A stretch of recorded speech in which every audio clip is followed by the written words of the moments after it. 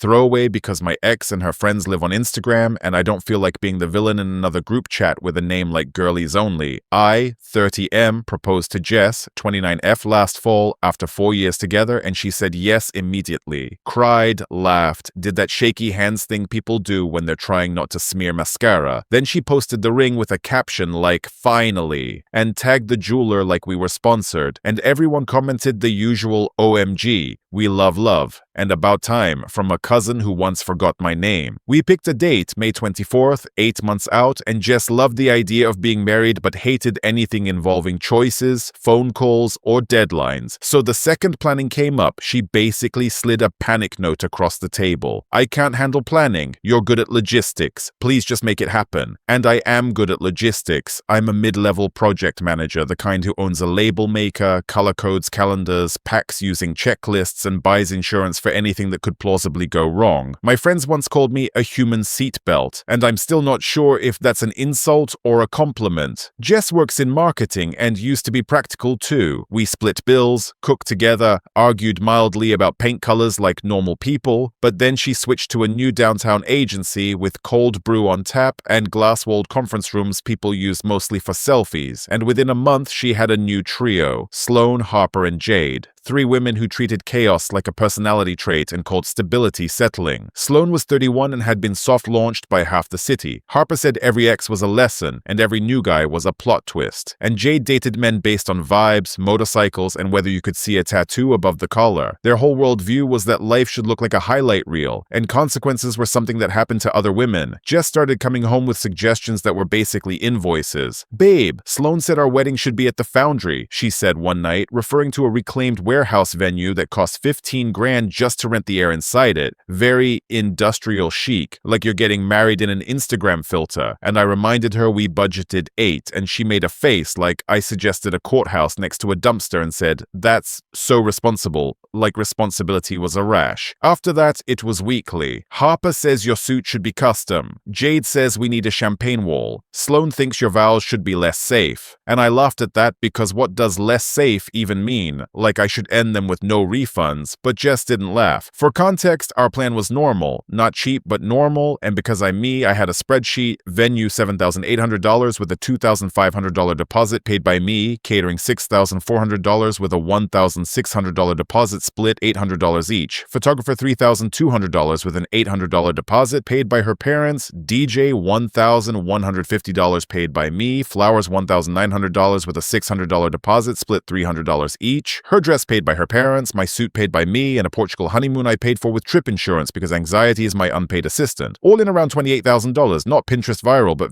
we won't be eating instant noodles until August, and it fit our lives and the people we actually were. Her friends thought it was pathetic, and soon they thought I was pathetic too, which Jess delivered like she was reading feedback from a performance review. "You're too calm, you don't have edge, you're predictable, you're safe." And safe was not a compliment in her new vocabulary. At first I tried to be patient because I assumed it was a phase, like people getting really into Pilates for 3 months, but it escalated into comparisons with men she didn't even know. Sloane's guy surprised her with Miami. Harper's boyfriend bought her a bag for no reason. Jade says men should be a little scary, and I asked why anyone would want a man who's scary, and Jess shrugged and said, "It's exciting," like I was the weird one for wanting peace. Then one night, about 6 weeks before the wedding, we were eating dinner I cooked. Chicken, rice, vegetables, the food of people who own a fire extinguisher, and she was on her phone the entire time, and when I asked her to put it down for 10 minutes, she sighed dramatically and said, "God, you're so uptight." And that's when I realized we weren't talking about the phone. I asked what was going on, and she stared at me like she was rehearsing and then said, "My friends think I need a break." I laughed once because it sounded absurd and asked, "A break from what?" And she waved her hand between us like we were a bad Wi-Fi connection and said, "From this, from being with someone who's always the same." I set my fork down and asked what she actually meant, and she said it with the confidence of someone repeating advice they didn't understand. She needed to date someone different, someone spontaneous, someone reckless, a bad boy, just for a few weeks, just to know what it felt like, because if she didn't try it now, she'd always always wonder, and she actually said, I need to get it out of my system, like I was a flu. I stared at her, waiting for a punchline that never arrived, and I said slowly, you want to date other people 1 month before our wedding? And Jess rolled her eyes like I was being dramatic and said it wasn't like that. It was space and exploration and a reset. And then she quoted Sloane like Sloane was the Dalai Lama. If a man is too nice, the relationship gets stale. And I repeated Sloane, the woman who cried at brunch because a guy didn't like her story fast enough. And Jess snapped that I was judging and that I was always judging. And I said I was judging the idea that her coworker was dictating our relationship. And Jess said, a bad boy wouldn't judge. And without thinking, I replied, a bad boy also wouldn't marry you. And she flinched like I slapped her, then got angry and asked why I was being like this. And something in me didn't break. It clicked like a switch. No yelling, no begging, no bargaining, just clarity. Like someone turned on a light in a room I didn't realize was dark. I said, okay. Jess blinked. Okay? Okay, I repeated. Take your break. And her whole body relaxed like she expected a fight and got an upgrade, and she asked, really? And I said, yeah, you think I'm too responsible and too nice, so I should work on that.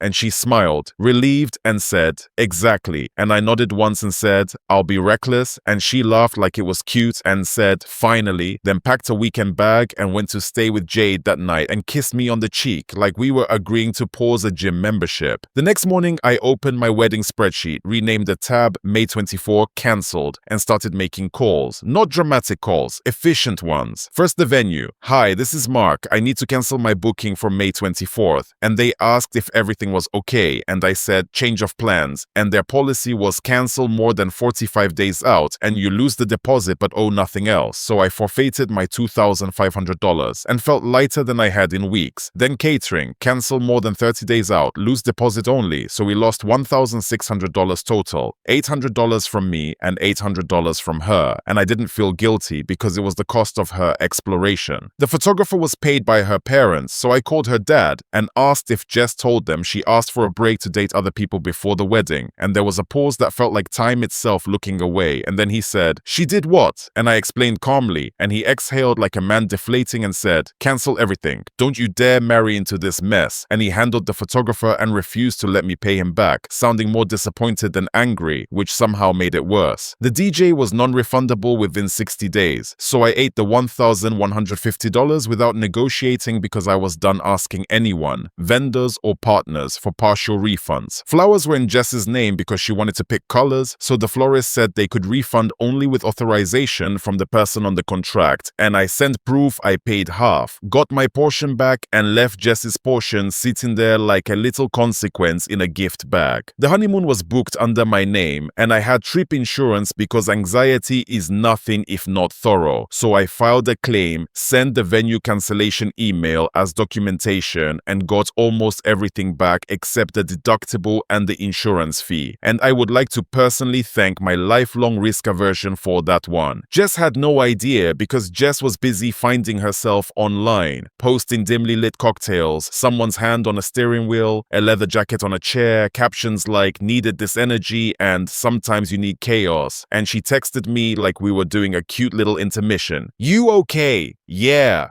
Miss you. Hope you're having the experience you wanted. And then she proudly announced she was seeing someone named Rhett and he rode a motorcycle. Of course he did, and I said, nice. And she said I was being really mature. And I said thanks, and what I did not say was, I already cancelled the wedding and recovered the honeymoon like I was processing a return at Costco. 5 weeks in, she texted, I think I'm ready to come home. And I said, okay, because at that point, okay was my entire emotional palette. And she came back the next day like she'd completed a spiritual retreat, explaining Rhett was fun but unreliable, forgot to pick her up twice, called his ex psycho, wasn't emotionally available, and it was like listening to someone describe a stove they touched after being warned it was hot. Then she held my hands and looked sincere and told me she realized what we had was special, that I was stable and kind and the one, and I nodded, and she smiled and said, so we're good? And I said, sure. And she immediately flipped into wedding modes like nothing happened. Seating chart, menu choices, confirming timing, and then she asked, can you call the venue tomorrow and confirm everything? And I said, yep. and meant it the same way you say yep to a toddler explaining their plan to become a dolphin. 2 days before May 24th, I was in a meeting at work about sprint priorities when my phone started lighting up with calls from Jess like the apocalypse had a ringtone. And I stepped into the hallway and answered, and she didn't even say hello, just screamed, "Mark, what did you do?" And I asked what was wrong, and she said she called the venue to confirm setup and they told her we didn't have a wedding, that it was cancelled, that I cancelled it, and I said, "Oh, like she told me the grocery store was out of oat milk." Yeah, and her voice cracked on, "Yeah?" And she demanded why I would do that without telling her, and I said, "Because you told me you needed space from your fiancé to date other men, and I wasn't going to keep planning a wedding for someone who needed to audition alternatives." And she sobbed. "It wasn't supposed to be permanent." And I said, "Neither was our wedding apparently." And she spiraled about flights and her aunt landing and her mom getting her nails done, begging me to fix it, to call them back, to rebook, to do something, and I asked, "Call them back and say what? Hey, remember that wedding you had scheduled? Can I have it again in 48 hours? And she whispered, "You're cruel." And I kept my voice calm and said, "No, I'm being reckless," because that's what she wanted. And she choked out, "Did you cancel everything?" And I said, "Yes, venue, catering, DJ, honeymoon, especially the honeymoon." And she cried, "The honeymoon too?" And I said, "Yes, but travel insurance worked, got most of it back." And she made a sound like a dying printer and tried to claim I used our money. And I corrected her that I used my money. Like I used my money to plan most of the wedding while she test drove chaos. And she cried, "So what am I supposed to do?" And without raising my voice, I said, "I don't know, Jess. Maybe ask Rhett." And she shrieked, "I'm not with Rhett anymore." And I said, "Then I guess you're single." And she snapped, "We're not broken up." And I said, "You asked for a break to date someone else. I cancelled our wedding. We are broken up." And she yelled, "You never said that." And I said, "I thought it was implied, like gravity." And she screamed and hung up. Her friends came for me immediately like an emotional SWAT team. Sloan called me a psychopath. Harper told me I ruined Jess's life. Jade sent a voice note that was mostly profanity and at least one word I'm pretty sure she invented. And Jess posted an Instagram story. "Sometimes the people you trust the most betray you." And her friends commented "Queen" and "his loss," like they were being paid per letter. And I posted a picture of my deep clean living room with the caption, "Finally finished what I started." And my friends commented, "LMAO and proud of you." Jess moved out 3 days later and went back to Jade's. And her parents called me to apologize for their daughter like they'd just received a defective product. Her dad said he was sorry. Her mom said they loved me, but their daughter was impulsive, and her dad added, "That's the nicest word for it." A week later, Jess texted asking for her half of the catering deposit back, and I told her sure. As soon as I got my half of the couch back because we bought the couch together, and she could choose whether we were splitting everything like adults or pretending money only mattered when she wanted it, and she stopped texting about money. A couple months later, I ran into her at a grocery store, and she looked like someone who'd finally realized bad boy is just a marketing term for emotionally expensive. And she apologized and said she didn't mean for it to go that far,